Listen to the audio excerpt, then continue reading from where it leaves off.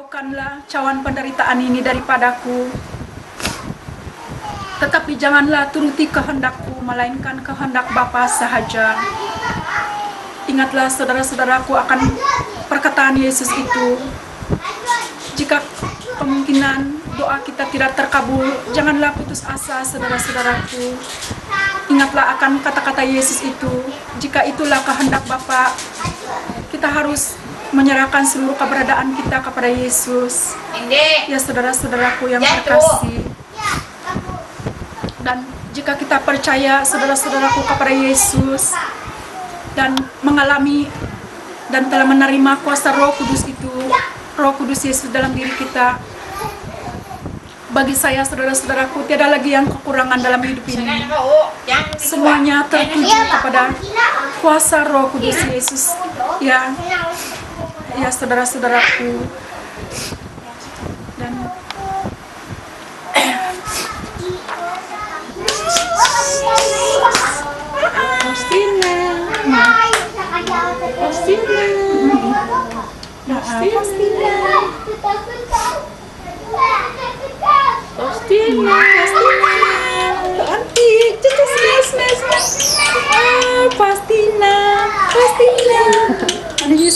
Jesus God, I love you.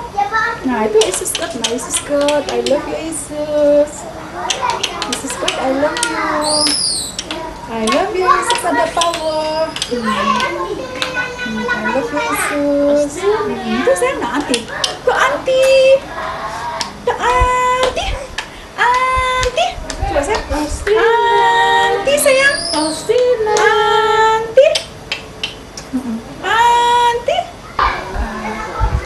Saudara yang terkasih di dalam Yesus Kristus, tentang kuasa Tuhan menjamah saudara-saudara saya yang percaya akan karunia dan mukjizat yang Tuhan berikan melalui Faustina. Saudara-saudaraku, saya amat bersyukur dan berterima kasih kepada Tuhan. Selain daripada Tuhan telah memulihkan dan memberi kesehatan yang baik kepada Faustina, bahwa karena dokter menyatakan kemungkinan Faustina akan cacat, tetapi bila saya menyerahkan kepada Tuhan, Tuhan telah memulihkan dia menjadi anak yang normal. Bahkan sekarang saudara, Tuhan menggunakan dia sebagai alatnya untuk menyatakan kebenaran dan kesengsaraan dan penderitaan Tuhan. Di sini saudara-saudara saya ingin bersaksi tentang saya ingin memberitahu saudara-saudaraku tentang pemengguguran anak-anak di dunia ini. Melalui Faustina juga mengenai Faustina dia mau digugurkan, tetapi oleh karena saya percaya kepada Tuhan Yesus dan saya menyerahkan ini semua kepada Tuhan, dan Tuhan telah memulihkan dan menyempurnakan dia. Dan saudara-saudara saya ingin berkongsi di sini tentang ramai saudara-saudara saya mungkin tidak paham tentang pemengguguran anak-anak di dunia ini. Ramai orang Kristen yang menggugurkan anak-anak, tetapi saudara saya, pemengguguran ini adalah satu dosa dan seperti kita membunuh orang juga. Dan di sini Tuhan juga tidak mahu kita menggugurkan semua ini, karena apabila anak itu Tuhan telah mencipta dia untuk dikandung, bahwa Tuhan telah memberikan dia roh dan nyawa untuk anak itu. Saudara saya, waktu saya pergi ke seminar, yaitu Hidup Baru, seminar memutuskan hubungan keturunan nenek moyang. Di sini kami diberitahu oleh sister, barang siapa yang telah menggugurkan anak-anak harus diberi misa dan diberi nama kepada anak-anak itu. Jika kita tidak tahu sama ada dia lelaki atau perempuan, kita akan beri dia nama lelaki dan perempuan. Di situ Tuhan yang berkuasa untuk menggunakan nama-nama itu untuk mereka.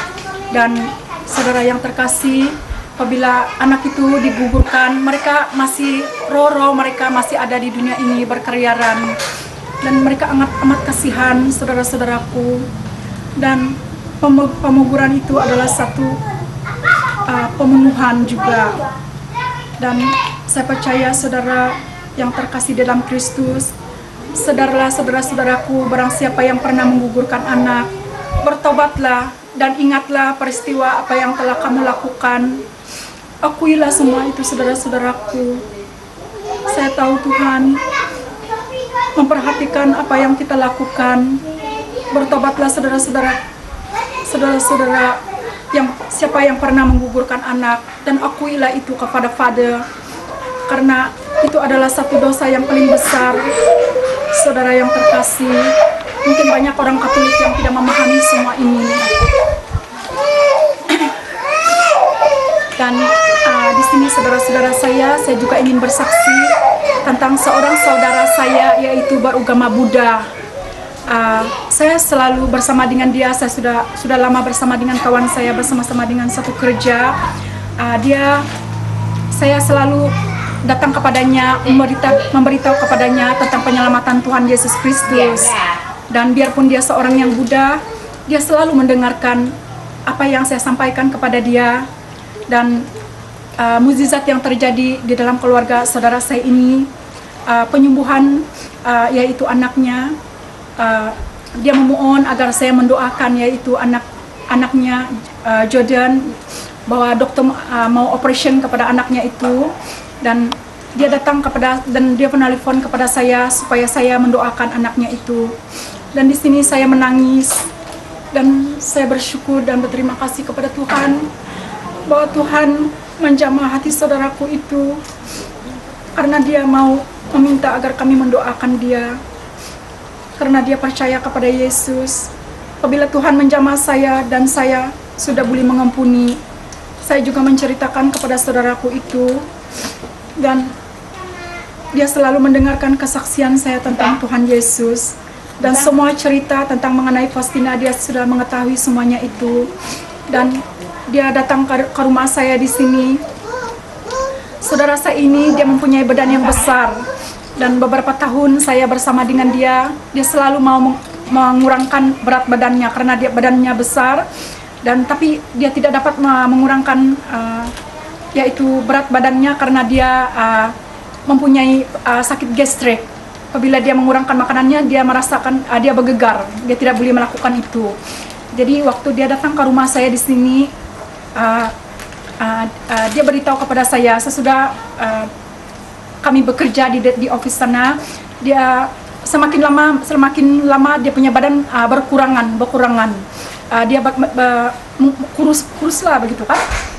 Jadi ada satu masa saya datang kepada dia, ada seorang kawan menyatakan kepada dia, mana sudah yang perut kau yang habis dia badan besar, dia punya perut pun besar. Jadi bila badan dia terkurang, perut dia jadi kecil.